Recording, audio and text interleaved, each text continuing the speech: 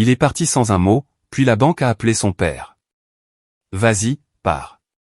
Tu ne survivras pas une semaine sans moi. Cette phrase, lancée à travers la cuisine comme un couteau, est restée en suspens. Monica ne l'a pas crié. Elle n'a pas pleuré. Elle l'a dite avec un sourire en coin, une haleine vineuse, et ce hochement de tête suffisant qu'elle avait perfectionné au fil des ans. À parts égales d'arrogance et d'ennui. Le même regard qu'elle utilisait quand elle disait à sa sœur que Daniel était charmant avant de devenir si fade. Daniel se tenait de l'autre côté de l'îlot, toujours en polo et pantalon kaki de son excursion inachevée à la quincaillerie. Il était allé chercher des ampoules de rechange pour les lumières du patio arrière qu'elle avait mentionnées comme étant grillées. Et puis, elle avait fait ce commentaire désinvolte dans le salon. Tu traites la retraite comme si c'était un travail. Tu sais que plus personne ne te note, n'est-ce pas? Il n'avait pas répondu. Il avait juste fini de mettre les ampoules dans la boîte comme s'il organisait des preuves. Maintenant, ici dans la cuisine, sa cuisine, dans la maison qu'il avait construite de ses propres deniers. Brique par brique, amélioration par amélioration. Elle le mettait au défi de partir, riant comme si elle testait son bluff. Tu crois que je ne vois pas comment tu broies du noir depuis que ta précieuse entreprise a été vendue? Pauvre Dan. Rien à faire d'autre que de trier des vis et de prétendre qu'il est encore utile. Il a mis la main dans sa poche, a sorti les clés, une pour la porte d'entrée, une pour le camion, une pour le coffre-fort. Il les posa sur le comptoir, comme un homme déposant ses armes. Monica cligna des yeux. Attends, sérieusement? Toujours pas de réponse, pas de regard exaspéré, pas de réplique sarcastique. Il l'a juste regardé pendant une longue seconde, comme s'il regardait un tableau qui avait autrefois signifié quelque chose pour lui, maintenant craquelé et terni par les années. Et puis il s'est retourné et il est parti. Pas de valise, pas de porte claquée. Pas de « tu le regretteras ». Il a laissé les ampoules sur la table. Les lumières du patio avaient toujours besoin d'être réparées. Elle est restée là un instant, figée, comme si elle s'attendait à ce qu'il se retourne et dise quelque chose d'intelligent, mais la porte est restée fermée. Le silence s'est étiré. Elle s'est versé un autre verre de vin et a marmonné, reine du drame. Ce qu'elle ne savait pas, ce qu'elle n'aurait jamais pu deviner dans ses fantasmes les plus éthyliques, c'est que Daniel n'était pas simplement sorti pour se calmer. Il n'était pas à l'Holiday Inn en train de chercher sur Google, thérapie de couple, ou de dormir dans son camion comme dans une triste chanson country. Il était déjà parti, pas seulement physiquement, mais stratégiquement. L'homme discret qu'elle avait épousé, celui qui s'occupait des impôts et de la paperasse parce qu'il aime vraiment ça, avait passé les 6 derniers mois à préparer ce moment, tranquillement, soigneusement, invisiblement. Pendant que Monica parcourait les annonces immobilières pour des appartements au Costa Rica et appelait son père pour demander un autre, prêt à court terme, pour avoir un peu de marge de manœuvre, Daniel avait ajusté les noms sur les comptes, consolidé les actifs, reclassé de vieux documents datant de l'époque où il avait aidé à renflouer l'entreprise immobilière de son père pendant ce petit ralentissement discret 2 ans plus tôt. Elle le traitait de paranoïaque pour garder des copies papier, d'obsessionnel pour suivre chaque centime comme un vieil avare. Il n'était pas obsessionnel, il était méticuleux. Et maintenant, la machine était déjà en marche. Son camion, un Silverado usé mais bien entretenu, ne se dirigeait pas vers un motel. Il était déjà garé derrière un petit bungalow anodin en périphérie de la ville, loué au nom d'une fiducie. À l'intérieur, une cafetière bouillonnait et son vieil ordinateur portable Toshiba clignotait patiemment sur la table. Un dossier était posé à côté, intitulé « Actif déclencheur ».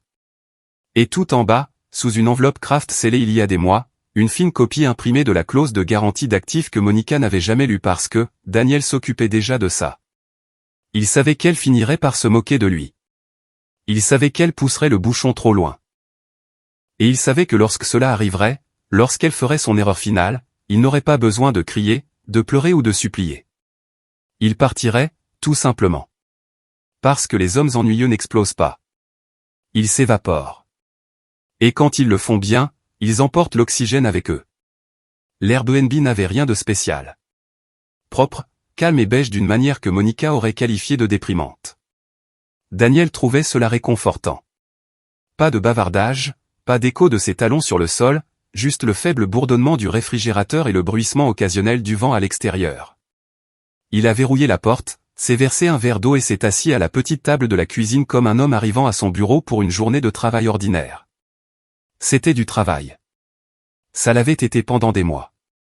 L'ordinateur portable a démarré avec un léger clic. Un écran familier s'est allumé. Onglet de feuille de calcul, connexion sécurisée, coffre-fort crypté. Il ne s'est pas pressé. Il n'en avait pas besoin. C'était la partie qu'il avait répétée. La phase de détachement. Le fusible émotionnel avait sauté il y a longtemps, bien avant le défi final de Monica. Ce n'était que la cloche de fin. Le dossier intitulé « Instrument déclencheur » n'était pas seulement numérique. Il avait des sauvegardes physiques enfermées dans une boîte postale distincte, à 2 comtés de là. Daniel en avait testé l'accès le mois dernier. Tout fonctionnait comme prévu. Il a d'abord ouvert le portail bancaire. 3 comptes, tous liés à une seule propriété, leur maison, techniquement toujours en copropriété, mais Daniel avait contourné cela il y a des mois en utilisant une clause de levier stratégique enfouie dans une co-garantie silencieuse que le père de Monica avait signée lors de sa dernière crise de liquidité. Elle n'a jamais demandé pourquoi Daniel insistait pour refinancer la maison à son nom. Toi et tes formulaires, avait-elle ricané. Je te fais confiance. Dis-moi juste où signer. Alors elle l'a fait, et il l'a fait. Son père, Richard Costello, s'était assis devant le barbecue de Daniel il y a 2 étés, un bourbon à la main, le suppliant presque de l'aider après l'effondrement d'une affaire à Sarasota. Daniel n'avait pas scié. Il avait tiré quelques ficelles, vendu un vieil actif et structuré une ligne de crédit par l'intermédiaire d'un prêteur obscur spécialisé dans la flexibilité adossée à des actifs, mais pas avant d'ajouter une clause importante. La maison, sa maison, était utilisée comme instrument de garantie croisé lié au montage de prêts de Richard, avec Daniel comme garant prioritaire. Discret, invisible, mais puissant. Et aujourd'hui était la date de déclenchement. Un clic. Révoquer le statut de garant principal. Confirmation requise. Daniel a vérifié la date sur le calendrier. 2 septembre. Pile à l'heure. Il a entré le code à 2 facteurs.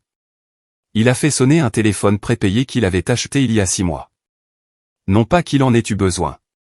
Le code était déjà écrit dans son carnet, sous un post-it qui disait « Pour la tranquillité d'esprit ».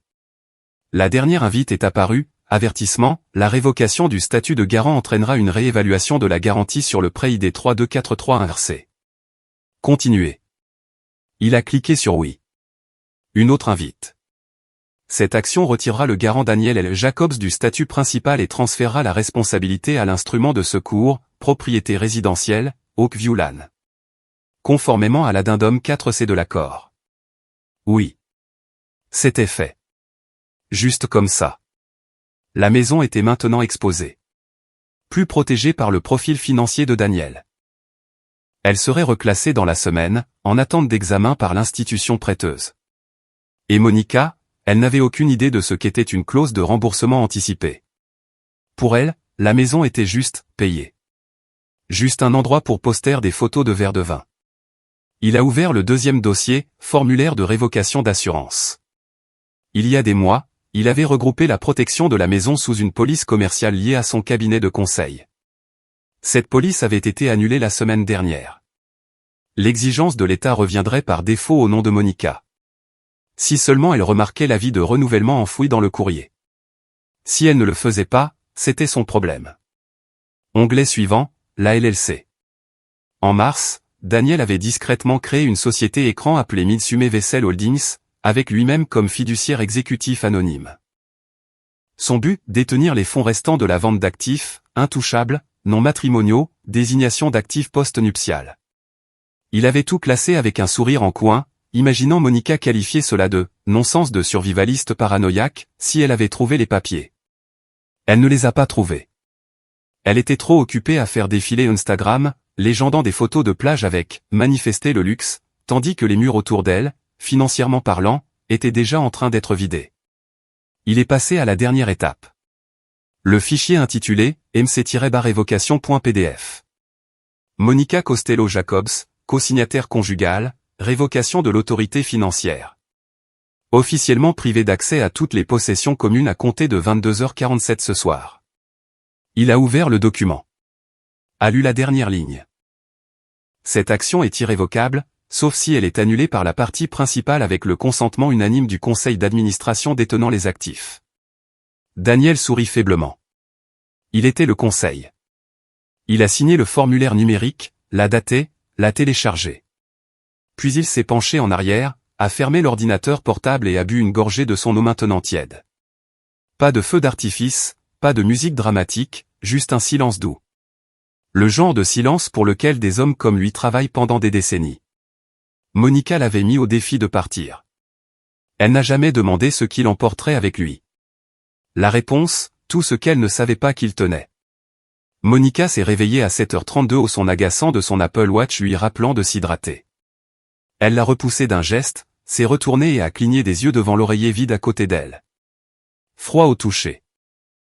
Elle s'est étirée paresseusement, a tiré les couvertures plus près et a souri pour elle-même. Elle a supposé qu'il boudait probablement encore dans le garage, prétendant réorganiser des outils que personne n'avait touchés depuis le deuxième mandat d'Obama. Peut-être était-il parti pour une de ses promenades autour du lac. C'est ce que font les hommes ennuyeux, n'est-ce pas? Ils ruminent tranquillement et reviennent quand ils sont prêts à s'excuser d'être trop sensibles. Ce n'est qu'à 9h13 qu'elle a vérifié son téléphone. Pas de SMS, pas d'appel manqué.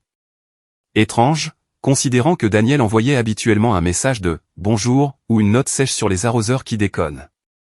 Il avait ce petit rituel pathétique de vérifier le programme d'irrigation chaque matin comme si c'était un code de lancement nucléaire. Elle a levé les yeux au ciel et a ouvert son contact, le pouce planant sur le bouton d'appel. Au lieu de cela, elle est allée dans la cuisine, a mis un bagel dans le grille-pain et a allumé les nouvelles. Quelque chose à propos d'une grève, quelque chose à propos des taux d'intérêt, quelque chose à propos d'un milliardaire fétichiste des fusées. Peu importe. Elle a mangé en silence. C'était bizarre. À 11h02, elle était agacée. Elle l'a appelé. Directement sur sa messagerie vocale. « Et, c'est moi », dit-elle, d'une voix un peu chantante, comme elle le faisait toujours quand elle pensait qu'il faisait son cinéma. « Tu as gagné. »« D'accord, reviens. » La maison ressemble à un tombeau. Elle n'a pas dit « tu me manques ». Elle ne le pensait pas. Elle s'attendait à ce qu'il rappelle pour rentrer timidement vers 14h avec un sac de courses et un commentaire passif-agressif sur les assiettes qu'elle avait laissées dans l'évier. À midi, elle a rappelé. Toujours la messagerie vocale. Maintenant, ça commençait à la démanger. Elle est allée dans son bureau dans l'antre. La porte était entr'ouverte, le bureau vide, l'ordinateur portable parti, le chargeur débranché. Le tiroir du bas, celui qui lui disait toujours de ne pas toucher à cause des dossiers sensibles, était vide. Elle a ouvert le placard. Son manteau d'hiver était toujours là, mais son vieux sac de sport de l'armée avait disparu. Elle a appelé sa ligne professionnelle par habitude. Nous sommes désolés. Le numéro que vous avez composé n'est plus attribué ou n'est plus en service. Elle a ri à voix haute. Vraiment, quel drame. Elle a jeté son téléphone sur le canapé et a marmonné, il reviendra. À 15h45, elle l'avait appelé 4 fois de plus. Laissé 2 messages vocaux, lui a envoyé un texto à mi-chemin entre la flirtation et l'accusation. Alors, tu le fais vraiment, hein? Tu t'enfuis? Toujours rien. À 17h12, elle s'est préparé un martini, extra dirty, et en a avalé la moitié avant de se diriger vers la chambre. Elle a ouvert son côté du placard. Les chemises toujours suspendues, les chaussures toujours alignées. Mais la petite boîte en bois où il gardait ses vieilles pièces d'identité, de l'argent liquide et ce qu'il appelait son « kit au cas où » avait disparu. Elle s'est assise, a regardé le mur. Ce n'était pas son genre. Daniel ne faisait pas dans le chaos. Il ne faisait pas dans le silence. À 18h03, elle a finalement cédé et a envoyé un texto à son père. « As-tu des nouvelles de Daniel ?» Pas de réponse. À 18h17, elle a appelé. Pas de réponse. À 18h24, il l'a rappelé. Sa voix était sèche, comme s'il parlait à un locataire qui n'avait pas payé son loyer. « Appelle-moi maintenant. » C'était tout. Pas de bonjour, pas d'inquiétude, pas de « ma chérie », juste 3 mots. Elle a cligné des yeux devant l'écran. L'a relu 5 fois. Son estomac a commencé à se tordre. Pas de culpabilité. Monica ne croyait pas en la culpabilité. Mais avec quelque chose de plus sombre, de plus inhabituel, quelque chose qui n'était pas dans le script. Elle l'a appelé. Il a répondu immédiatement. « Papa, qu'est-ce qui se passe ? Qu'est-ce que tu as bien pu dire à Daniel? Qu'est-ce que j'ai dit? C'est toi qui devrais me le dire. Qu'est-ce que tu lui as dit hier soir? Elle a hésité, soudainement incertaine de son ton. Je lui ai dit de partir. Ce n'était pas. Il prend toujours les choses si. Jésus, Monica, a expiré son père. Je viens de raccrocher avec Régent, la banque. Le nom de ton mari a été retiré de l'accord de garantie prioritaire. Tu comprends ce que ça veut dire? Non. Quoi? Cette maison? Les comptes, mon entreprise. Daniel n'était pas seulement un co-signataire, Monica. Il était le garant. Il était le stabilisateur. De quoi tu parles? Sa voix est montée, aiguë et petite. La banque a dit que tout est en cours de réévaluation. Tous les instruments liés à lui sont sous examen immédiat. Les dérogations aux clauses sont annulées. Monica, la clause de garantie croisée est active. Elle a fixé son propre reflet dans l'écran de télévision noir de l'autre côté de la pièce, un verre de vin à la main. Tu dois arranger ça, a dit son père. Je ne savais pas qu'il pouvait faire ça. Il y a eu une pause. Puis son père a dit d'un ton plat.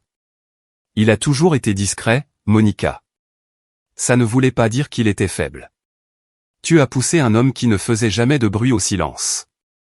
Et maintenant, le silence est tout ce que tu auras. La ligne a été coupée. Et pour la première fois ce jour-là, Monica a réalisé qu'elle ne jouait plus à la maison de poupées. Elle était assise dans les décombres de l'une d'elles. Le deuxième appel de son père est arrivé à 19h31. Cette fois, pas de politesse, pas de leçon, pas de répit.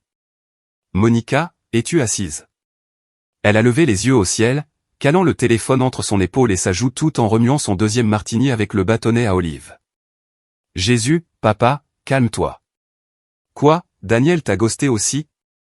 Ça doit être un truc de ménopause masculine. Il y a eu une pause. Une pause dangereuse. Écoute attentivement. Daniel a utilisé la maison, ta maison, comme garantie croisée pour tout mon portefeuille commercial. Sais-tu seulement ce que ça veut dire? Les doigts de Monica se sont resserrés autour du verre. Quoi?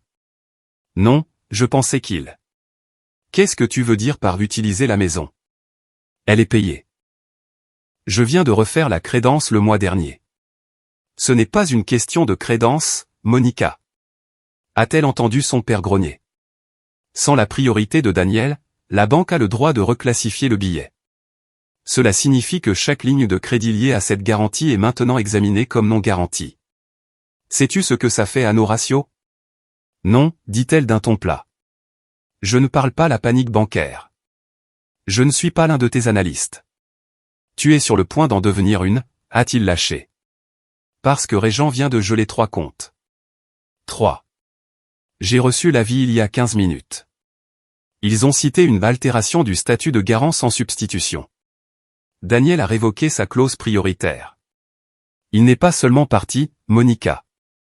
Il s'est détaché, et maintenant je suis exposé. Elle a ouvert la bouche mais n'a rien dit. L'olive a glissé du cure-dent et a coulé au fond de son verre.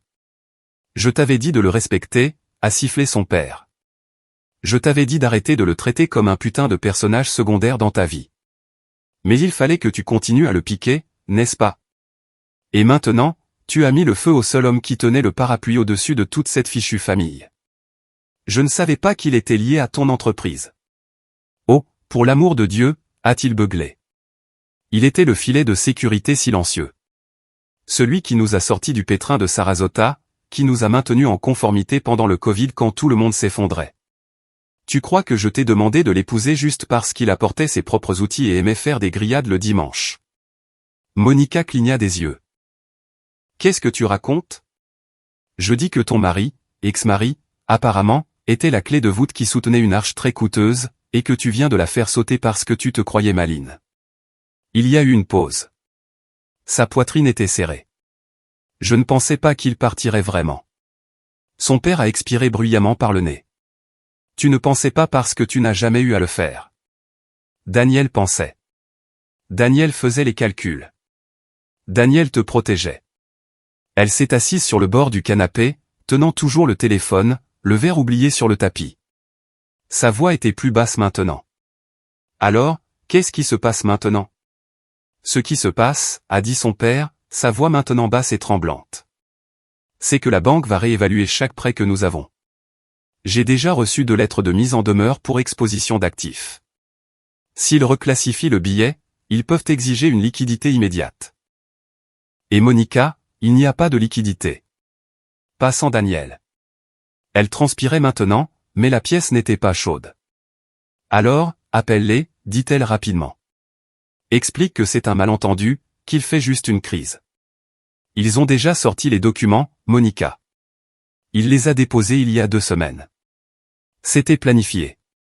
Il avait des déclarations de contingence enregistrées auprès du bureau des registres. Il y a une trace écrite, datée, notariée, enregistrée.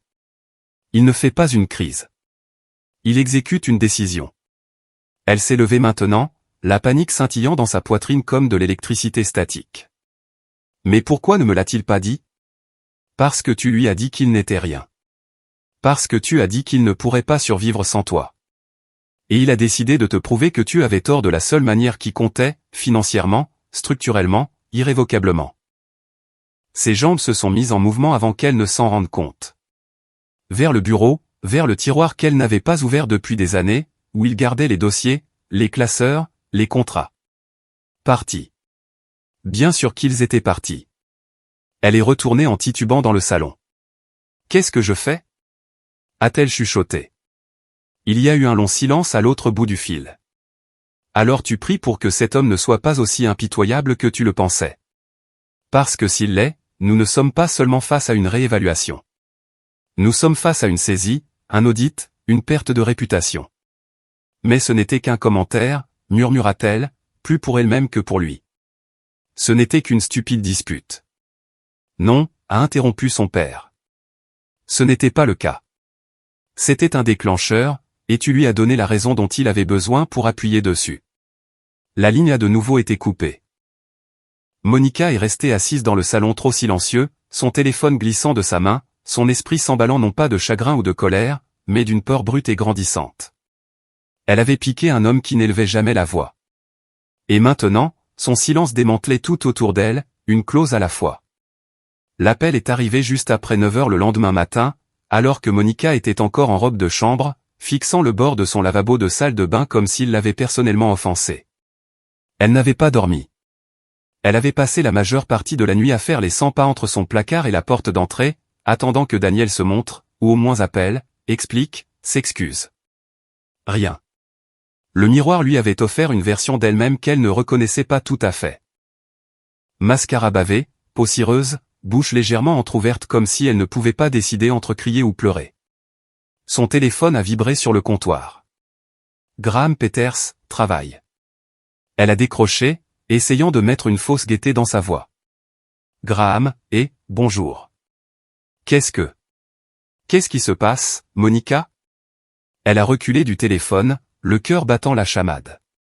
Je suis désolé. Quoi? Notre prêt-relais vient d'être retiré. Tu as la moindre idée de ce que ça fait à notre trésorerie? Son cerveau était encore dans le brouillard, mais le nom lui disait quelque chose. Le prêt-relais, celui que l'entreprise avait obtenu il y a 3 mois pour faciliter cette acquisition chancelante. Elle a cligné des yeux. Je ne comprends pas. Pourquoi m'appelles-tu à ce sujet? Tu ne comprends pas. Graham semblait faire les 100 pas ou casser des choses. Tu ne comprends pas, Monica. Je me suis personnellement porté garant pour toi. J'ai mis mon nom sur le profil de stabilité que nous avons soumis à Byfield. Tu étais notre recrue phare, tu te souviens? Ils ont prolongé cette ligne parce que j'ai garanti que tu n'avais aucune volatilité externe. Et devine ce qui est apparu dans le putain d'audit de révision ce matin? Elle s'est agrippée au comptoir. Graham, de quoi parles-tu? Pourquoi ça a quelque chose à voir avec Daniel Jacobs? A-t-il rugi. Ton mari, l'homme qui a discrètement co-signé la garantie secondaire derrière notre clause de réserve de capital. Ne joue pas l'idiote avec moi, Monica.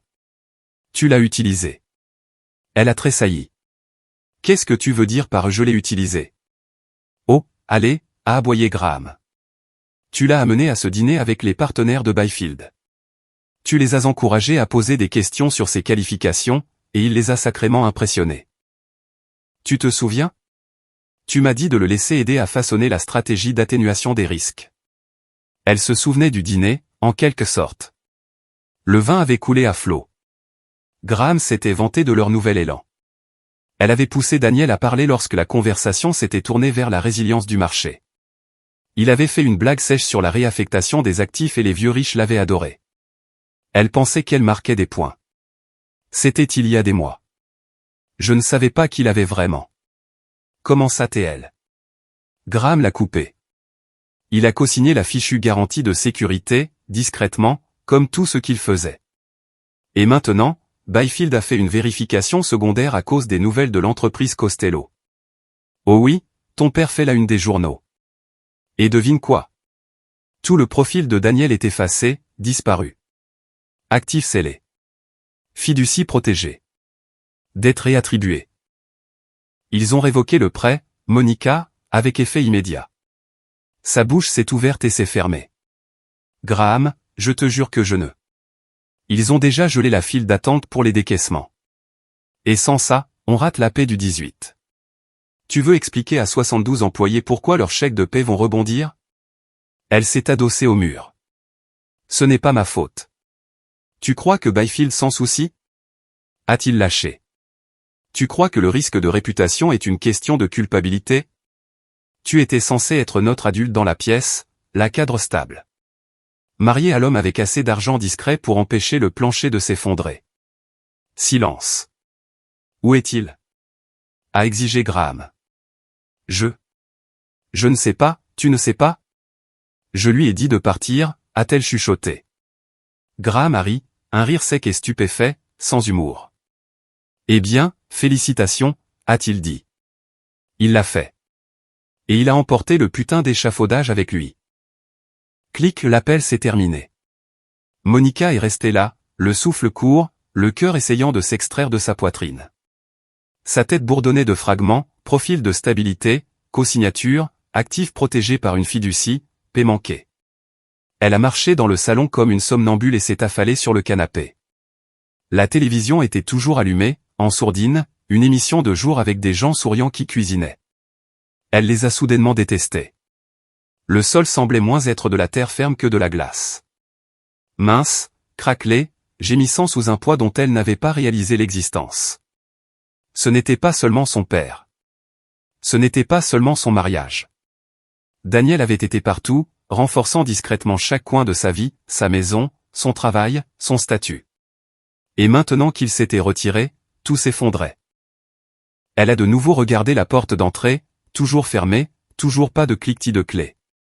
Son téléphone a encore vibré. Un texto d'un collègue. Et, ça va? Les RH te cherchent. Son sang s'est glacé. Pas d'émoji, pas de chaleur, juste le genre de message que les gens envoient quand ils essaient de sortir du rayon de l'explosion. Elle a baissé les yeux sur ses mains et a réalisé, peut-être pour la première fois, qu'elle n'avait rien à quoi se raccrocher. Daniel n'avait rien emporté en partant, sauf, d'une manière ou d'une autre, le sol. À 11h17, Monica conduisait à 70 km/h dans une zone à 50, les mains crispées sur le volant comme une novice. Elle ne s'était pas brossé les cheveux, n'avait pas mangé. Son téléphone était déjà mort une fois à force de vérifications paniquées. Des textos de son père. 3 appels manqués de Graham. 2 collègues qui prenaient soudainement des nouvelles. Et Daniel, toujours rien. L'immeuble de verre de la banque est apparu, ressemblant à un palais de justice.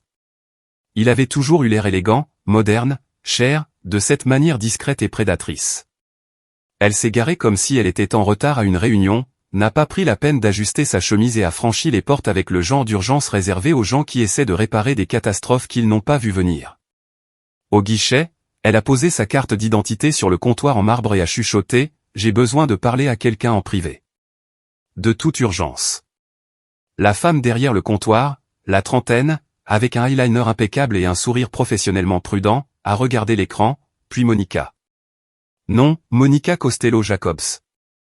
Un frémissement. Ce changement subtil de tension faciale quand un étranger reconnaît votre nom.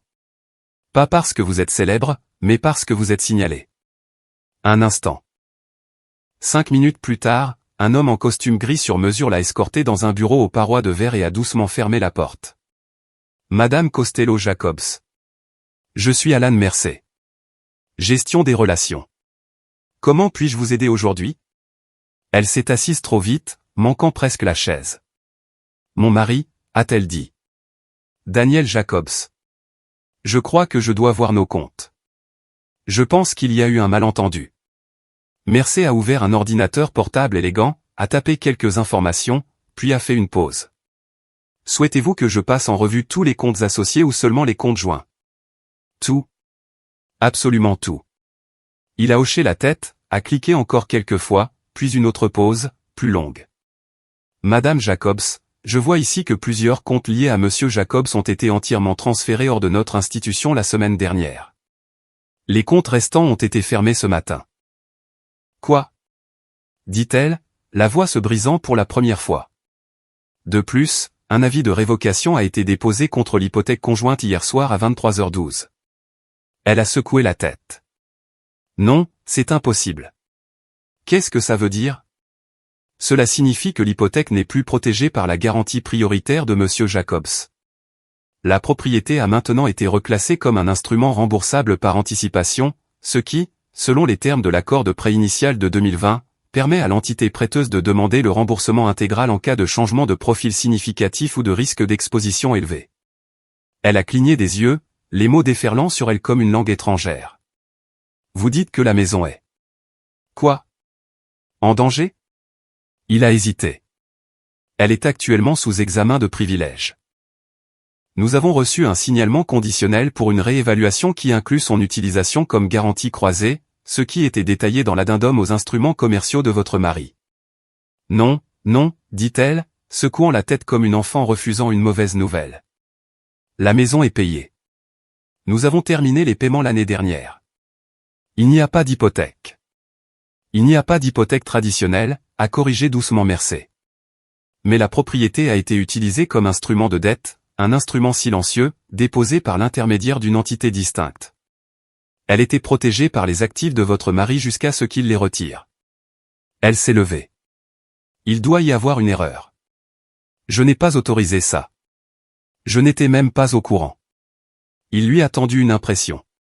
C'était un document scanné. La signature de Daniel, claire, légale, datée. Et au-dessus, révocation de la garantie conjugale, effet immédiat. Le reste du papier aurait aussi bien pu être vierge. Elle s'est rassise. Mercer s'est raclé la gorge doucement. Avez-vous accès au nouveau conseiller financier ou représentant de Monsieur Jacobs? Si c'était un malentendu. Ce n'en est pas un, a-t-elle chuchoté. Il a de nouveau fait une pause. Eh bien, dit-il lentement. Je vous recommande de contacter votre avocat. Il peut y avoir des moyens de renégocier si la propriété est transférée dans une entité de holding neutre. Elle n'a pas répondu. Son téléphone a vibré sur la table. Nouvel email de notification @region.com. Sujet, évaluation de privilèges, actif résidentiel Oakviewland. Elle l'a ouvert avec des doigts tremblants. Dans le cadre de la restructuration financière en cours due au changement de garant, la propriété résidentielle située au 431 Oakviewland est maintenant sous examen de privilèges conditionnels en attente d'une évaluation de la stabilité des actifs. En bas du message, une note en rouge, cette action est automatisée et irréversible. Elle l'a fixé. L'email, le papier dans sa main, l'homme en face d'elle, le bureau en verre, le monde extérieur qui continuait sans elle. Daniel avait tout chronométré. Le transfert, la révocation, les avis, même ce fichu email. Elle s'est levée sans rien dire et est sortie, ses talons résonnant sur le sol en marbre, passant devant la réception, devant le gardien de sécurité souriant qui lui a fait un signe de tête comme si de rien n'était. Dans le parking, elle s'est appuyée contre sa voiture et a laissé échapper un rire lent et amer. Le genre qui se transforme en sanglots à mi-chemin puis s'arrête, comme si ça n'en valait pas l'énergie. Elle a sorti son téléphone, a de nouveau tapé le nom de Daniel. Échec de l'appel. Elle n'a pas laissé de message. Que pouvait-elle bien dire? Qu'elle s'était moquée d'un homme qui tenait les murs debout sans qu'elle ne s'en aperçoive jamais? Qu'elle avait ri dans la maison qu'il utilisait pour la protéger de la tempête? Que maintenant, grâce à quelques signatures et un silence inébranlable, elle n'était plus la femme qui avait une vie. Elle était la femme qui se tenait à l'extérieur, regardant les fenêtres s'éteindre. Le steakhouse n'était pas chic. Il n'en avait pas besoin. Daniel l'avait choisi avec soin, niché entre une boutique d'antiquités fermée et un cabinet dentaire dans un centre commercial qui n'avait pas été rénové depuis le début des années 90. Mais la nourriture était constante, l'éclairage tamisé, et surtout, le personnel savait se mêler de ses affaires. Il était assis dans la banquette d'angle, le cuir craquant légèrement sous son poids, sirotant un old-fashion avec un seul glaçon fondant lentement dans le verre. En face de lui, sa sœur Karen riait doucement à une histoire que son mari Brian racontait.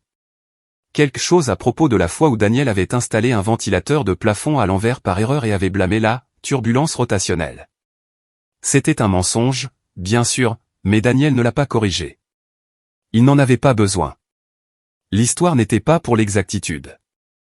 C'était pour la chaleur. Le 4e siège était occupé par Martin Lee, un vieil ami de l'époque de la construction. Vétéran du Vietnam, des yeux vifs, un homme discret, encore plus que Daniel, si c'était possible. Il avait vu le pire chez les gens et ne l'avait jamais oublié. Quand Daniel l'avait appelé il y a 3 semaines et lui avait demandé s'il avait toujours ce chalet de libre à Fox Hollow, Martin avait répondu « Tu bois toujours du scotch ?» Daniel avait dit oui. Le chalet était à lui. Leurs steaks sont arrivés, saignants pour tous. Brian a commencé à couper le sien avant que l'assiette ne touche la table. Karen a levé son verre, au nouveau départ. Daniel a hoché la tête. Pas de sourire, mais ses yeux se sont adoucis. Il a levé son verre, l'a entrechoqué avec le sien et a bu une lente gorgée. Son téléphone a vibré sur la table. Il l'a ignoré. Il a vibré encore et encore. Karen a jeté un coup d'œil à l'écran, qui s'est brièvement allumé. Monica, mobile. Il a encore vibré. Richard C, mobile. Puis, Graham Peters, travail. Puis de nouveau Monica. J'imagine qu'elle a compris, a dit Karen tranquillement, coupant son steak avec une précision chirurgicale. Daniel n'a pas répondu tout de suite. Il a baissé les yeux sur son assiette comme si c'était un échiquier qu'il avait déjà gagné. Elle n'appelle pas pour s'excuser, a-t-il dit finalement. Elle appelle parce que son monde se rétrécit et qu'elle pense que je suis la sortie de secours. Brian s'est penché en arrière sur son siège, mâchant, puis a dit, « Tu ne réponds pas ?» Daniel n'a même pas regardé le téléphone. « Non », a-t-il dit simplement. Le moment de parler était avant qu'elle ne transforme la condescendance en arme. Le téléphone a encore vibré. Même nom, même boucle. Il a tendu la main, a appuyé sur le bouton d'alimentation et l'a mis en sourdine. L'appareil s'est éteint, face contre la table. Il y a eu une longue pause. Martin a finalement parlé, sa voix basse et stable. « Tu es sûr que ça va, Dan ?» Daniel s'est penché en arrière, verre à la main. Il n'avait pas l'air d'un homme qui venait de mettre le feu à la vie financière de 3 personnes, à un prêt-relais d'entreprise et à un héritage immobilier. Il avait l'air d'un homme qui avait enfin, enlevé une chemise trop serrée qu'il portait depuis 30 ans. « J'ai l'impression de sortir d'une boîte insonorisée », a-t-il dit. Comme si j'avais oublié ce que c'était de ne pas être censuré. Karen l'a observé pendant une longue seconde. Tu as toujours été trop discret pour elle. Ce n'était pas ta faiblesse. C'était ta force. Il a hoché la tête une fois. Elle a dit que je ne tiendrais pas une semaine sans elle, a-t-il murmuré, presque pour lui-même. Un autre long silence. Puis il a de nouveau levé son verre, cette fois plus haut. Au silence, a-t-il dit clairement. La seule réponse que certaines personnes méritent. Ils ont entrechoqué leur verre. Pas de musique dramatique, pas de jubilation, pas de longue tirade sur la trahison. Juste le bruit des couverts contre la porcelaine, le bourdonnement des conversations des tables voisines et le grésillement occasionnel de la cuisine. Daniel a mangé lentement, délibérément, savourant la paix comme si c'était le plat principal. Il ne parlait pas beaucoup, jamais, mais il écoutait. Vraiment écoutait, pour la première fois depuis des années. Et l'absence de la voix de Monica. C'était le son le plus pur qu'il ait jamais entendu. L'email est arrivé alors qu'elle était assise dans la salle d'attente des RH, son blazer collant à son dos de sueur nerveuse, la mâchoire si serrée que ses masséters lui faisaient mal. Les néons au-dessus de sa tête bourdonnaient juste assez pour la maintenir sur le qui-vive. Elle fixait les murs blancs, la porte en verre dépoli, la bouteille d'eau offerte intacte sur la table. Elle n'était jamais venue dans cette pièce auparavant. C'était là qu'on amenait les gens qui n'étaient pas tout à fait virés, mais qui n'étaient plus tout à fait les bienvenus non plus. Les 48 dernières heures avaient été un tourbillon de retombées. La voix de son père était passée de la colère à la peur, puis au silence. Il ne criait plus. Il chuchotait à l'oreille des avocats. Des alertes de conformité avaient été déclenchées après que la banque ait retiré la garantie prioritaire de Daniel. Soudain, le discours sur la liquidité de l'entreprise était scruté par les régulateurs régionaux. On parlait de mauvaise classification d'actifs, de violation d'exposition. Des mots comme « fraude par omission » flottaient dans les couloirs. Graham, son patron, ne lui avait pas parlé depuis cet appel explosif, mais elle avait vu les messages sur le Slack du personnel. Les gens paniquaient à propos des chèques de paie manqués. Les rumeurs se propageaient selon lesquelles Byfield retirait d'autres lignes de crédit. Le moral, déjà fragile, s'était brisé. 2 ingénieurs étaient partis en plein milieu d'un sprint. Les représentants des RH ont commencé à reprogrammer les entretiens de bien-être avec le personnel de direction. Et Monica. Monica était passée de directrice stratégique des opérations à facteur de risque. Cela n'est pas venu comme un licenciement. Non, ça aurait été trop bruyant. C'est venu comme une légère tape sur l'épaule de la coordinatrice des RH ce matin, lui demandant si elle avait 10 minutes pour une petite mise au point. Pas d'explication, juste des hochements de tête vagues et des sourires crispés de l'équipe alors qu'elle rassemblait ses affaires. Le temps qu'on la fasse monter et qu'on lui demande d'attendre dans cette pièce, son badge avait déjà été désactivé. Son téléphone a encore vibré. Elle n'a pas regardé tout de suite. Elle avait été submergée par un bruit incessant. Des appels des avocats de son père, des messages vocaux de son ancien conseiller financier, un flot pathétique de textos de gens qui la suppliaient autrefois pour des déjeuners et qui disaient maintenant des choses comme « J'espère que tout va bien ». Il a encore vibré. Elle a soupiré, l'a pris et a vérifié l'écran. C'était un email transféré, pas de nom d'expéditeur, pas de message, juste un sujet, responsabilité, enfin. Son estomac s'est noué. Elle l'a ouvert. À l'intérieur se trouvait une capture d'écran d'une note interne qui avait fuité, à en juger par le filigrane, strictement confidentiel, estampillé en diagonale sur la page. Elle provenait de l'équipe d'audit interne des risques de Byfield Capital. Quelques phrases sautaient aux yeux en gras. Suite à la révocation imprévue de la co-garantie sur l'instrument numéro 781-CCX, notre modèle d'exposition a été matériellement affecté. L'inclusion d'entités garantes non vérifiées et la dépendance à des approbations de réputation verbale sont maintenant considérées comme une violation du protocole de diligence raisonnable. Et puis son nom. Cela inclut l'utilisation vérifiée de Monica Costello-Jacobs comme active de profil relais sans divulguer la nature de la relation personnelle entre les signataires. Elle sentit le sang quitter son visage. Il la dépeignait comme la responsable. Celle qui avait laissé le nom de Daniel être impliquée sans divulgation appropriée. Sa proximité avec le garant était devenue un facteur de risque en soi. Elle a fait défiler jusqu'en bas de l'email. Là, en police simple, action corrective recommandée, retrait de l'autorité départementale en attente d'examen. C'était donc officiel. La réunion des RH n'était pas une mise au point. C'était pour se débarrasser d'elle. Derrière la porte du bureau, elle entendit des voix étouffées. 2 femmes, peut-être plus. L'une a dit son nom, puis des rires. Des rires discrets et incrédules. Elle commandait autrefois ce genre de chuchotement, mais c'était différent maintenant. Le ton avait changé. Pas d'admiration, pas d'envie. Du mépris. Elle a regardé son téléphone. L'email transféré n'avait pas d'en-tête, pas d'expéditeur visible, mais elle savait de qui il venait. Daniel n'avait pas besoin de le signer. Il ne disait jamais plus que nécessaire. Le message était clair. La femme qui levait autrefois les yeux au ciel quand il vérifiait les arroseurs et payait les factures en avance était maintenant assise dans un purgatoire d'entreprise, dépouillée de son pouvoir, sa réputation s'effritant comme du placo derrière une peinture bon marché. Tout s'effilochait. Et Daniel. Il n'avait pas élevé la voix. Il avait juste éteint les lumières en silence, un circuit à la fois. Le paquet était petit, pas d'adresse de retour. Du papier craft marron scellé avec une simple bande de ruban adhésif transparent. Il attendait sur son bureau quand elle est revenue de la réunion de transition des RH, le genre où personne ne dit « virez », mais où tout le monde évite le contact visuel et vous tend un dossier craft avec vos avantages et un « bonne chance » sans conviction. Son bureau avait déjà été à moitié vidé. Quelqu'un, peut-être les services généraux, peut-être les RH, avait emballé ses affaires dans une boîte en carton générique. Sa citation encadrée sur le leadership était inclinée sur le côté, comme si même elle avait abandonné. Les plantes de bureau avaient disparu. Seule la plaque nominative était là. Monica C. Jacobs, directrice des opérations stratégiques. On aurait dit une pierre tombale. Elle a fixé le paquet.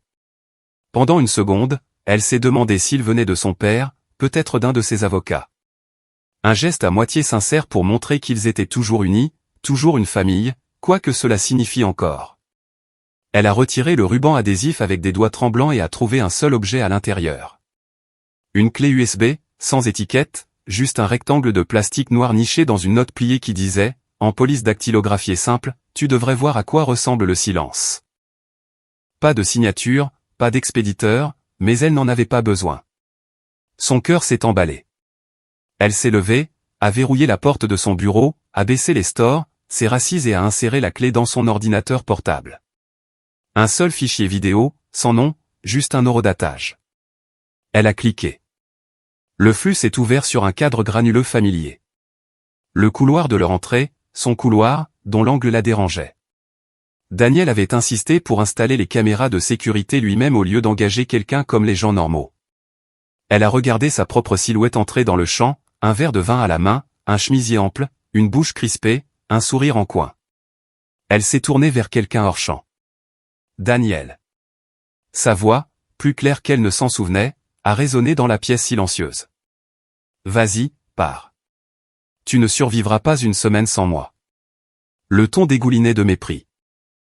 Pas de colère, pas de blessure, juste un pur dédain. À l'écran, Monica a agité la main de façon théâtrale. Tu n'es rien sans moi, Daniel. Tu ne fais qu'exister. Tu ne vis pas, puis le silence. Daniel est entré dans le champ, toujours calme, pas avachi, pas brisé, la regardant simplement comme quelqu'un qui lit un livre qu'il a déjà terminé. Puis il a mis la main dans sa poche, a sorti ses clés, les a posées doucement sur le comptoir et est sorti du champ. Pas de mots, pas de réaction, juste le clic de la porte se fermant doucement derrière lui. Elle a fixé l'écran, fascinée, son propre visage figé en plein sourire narquois. L'image finale cruelle de quelqu'un qui pensait avoir le contrôle. Puis l'image s'est estompée au noir. Un nouveau cadre est apparu. C'était un scan, un document. Ses yeux se sont plissés. La première ligne disait « Modification de l'accord de prêt, addendum 4C ». En dessous, 2 signatures, Daniel L. Jacobs, et sous la sienne, une contre-signature de banquier. Date de signature, 2 semaines avant cette nuit-là. Là, en petits caractères, la clause s'illuminait comme une brûlure, en cas de révocation de la cohabitation conjugale ou de déclencheur de dissolution vérifiée, la réaffectation de la garantie se fera à la seule discrétion du garant. Elle a cligné des yeux. Il l'avait déjà signé. Avant la dispute, avant le défi, avant la moquerie. Il n'avait pas réagi à ces paroles ce soir-là parce qu'elles n'avaient plus d'importance. Elle n'était pas la cause de son départ. Elle en était la confirmation finale. Le fichier s'est terminé là. Pas de musique, pas de fondu enchaîné, juste une image figée de son visage. La bouche encore à moitié ouverte après avoir prononcé la phrase qui résonnerait dans sa tête pendant des années. Vas-y, pars. Tu n'es rien sans moi. Et puis le silence. Un silence réel et absolu. Pas seulement de la pièce, mais de la boîte de réception maintenant vide. Du téléphone, qui ne s'allumait plus. Des gens au travail qui évitaient à peine son regard en passant devant son bureau. De son père, qui n'avait pas parlé depuis 2 jours. Pas depuis que les régulateurs avaient commencé à demander des documents auxquels elle n'avait pas accès. De Daniel, surtout de Daniel.